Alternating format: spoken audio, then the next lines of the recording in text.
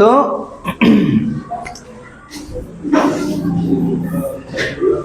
जो पूर्णांक संख्याएं हैं, पूर्णांक संख्या जिसको हम कहते हैं इंग्लिश में इंटीजर, ये क्या है? जैसे शून्य तो है ही है, ये प्लस माइनस है, ये प्लस भी है और माइनस भी है।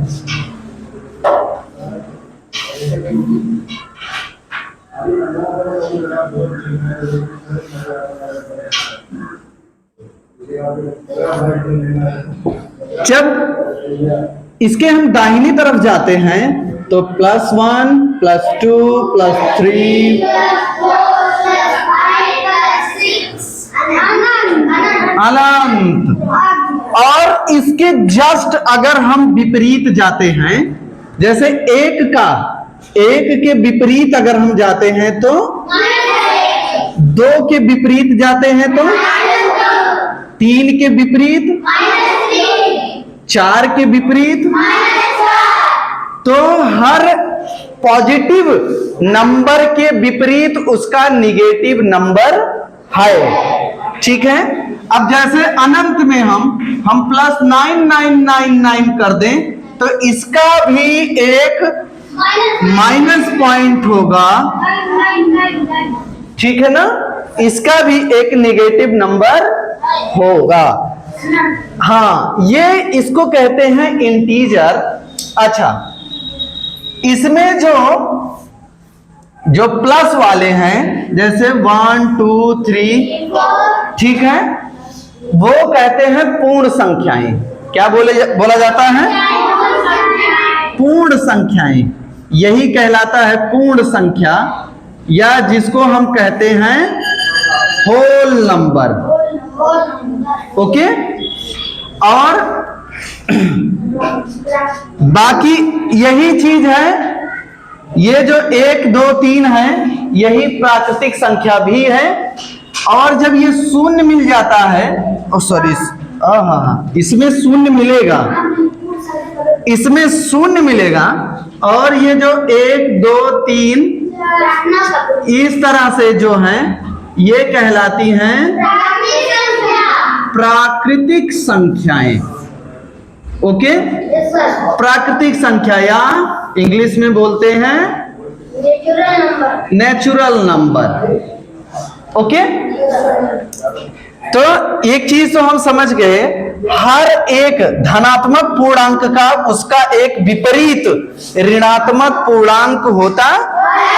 जब हम धनात्मक पूर्णांक की तरफ जाते हैं, ठीक है ना, धनात्मक की तरफ जाते हैं तो हर एक का, जैसे 5 + 5 का -5 फिक्स है, उसका विपरीत पूर्णांक है ऋणात्मक। इतना समझ गए? आइए हम देखते हैं कि विपरीत संख्याओं का योग, विपरीत संख्या का योग। जैसे 5 है तो इसका विपरीत क्या है? -5। 5 का -5। अभी यही चीज तो यहां हम देख रहे थे ना। जैसे लिखा है -10 तो इसका विपरीत +10। अगर इसका योग करते हैं तो कैसे होगा? जैसे ये प्लस और ये इस तरह से, जब इसको हम हाँ, ये जब ब्रैकेट खुलेगा तो ये प्लस और माइनस माइनस, और ये क्या हो गया? शून्य हो गया। जरा यहां भी देखते हैं, यहां -10 + 10, इसमें ब्रैकेट लगाना ही नहीं है, डायरेक्ट ये क्या हो गया? शून्य। तो हम देखते हैं कि विपरीत संख्या का योग शून्य होता है। अगर कोई भी विपरीत संख्या है, अगर उसको हम जोड़ते हैं तो हमेशा क्या मिलेगा? उसका शून्य मिलेगा। ओके।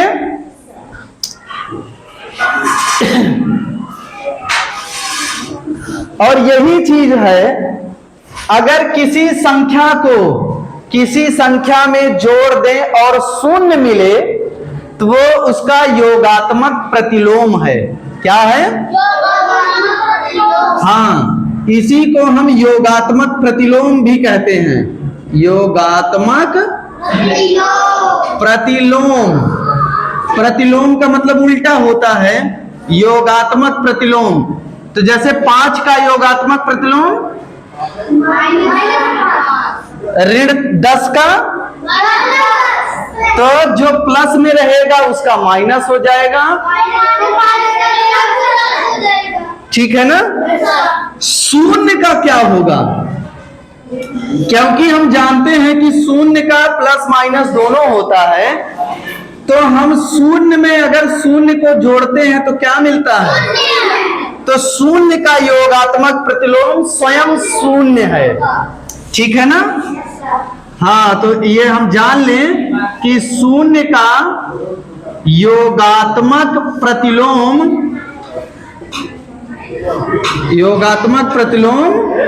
शून्य है, तो उसका शून्य ही होता है। ठीक है ना? अब आइए एक और जान लीजिए,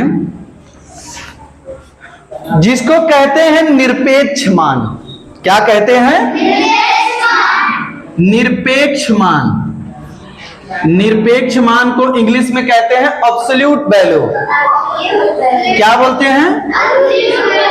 हाँ, एब्सोल्यूट वैल्यू।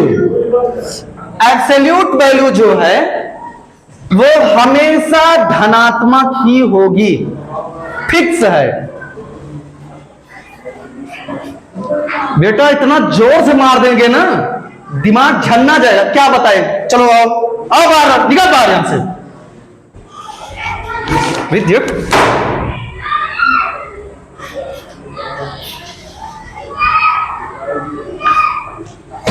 हम यहां कुछ बता रहे हैं, इनको क्या बात कर रही थी? बताओ इसे, बताओ हम क्या बताए अभी? हम क्या बताए अभी? बताओ।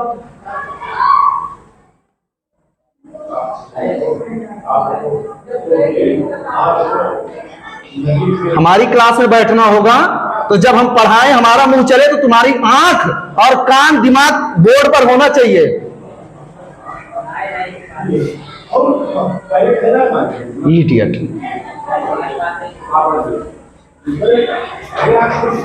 निरपेक्ष मान एब्सोल्यूट वैल्यू क्या है?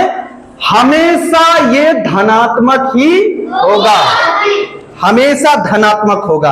अगर ऋणात्मक है, जैसे 5 है तो इसका निरपेक्ष मान 5 है, फिक्स है। ठीक है ना? ये धनात्मक था तो इसका धनात्मक। लेकिन कहीं ये ऋण 5 है तो क्या होगा?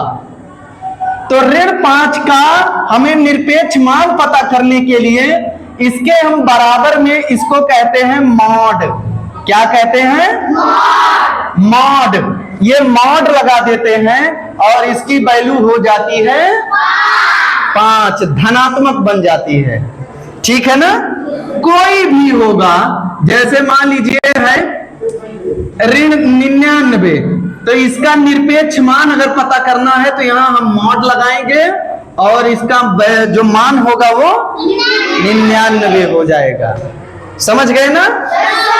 शून्य का अगर देखेंगे तो शून्य का शून्य ही रहता है। ठीक है ना?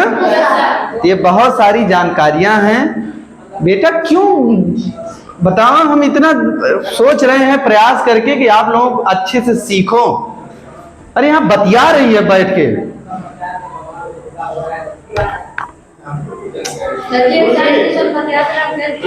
इतना जाओ खाना खाओ जल्दी से।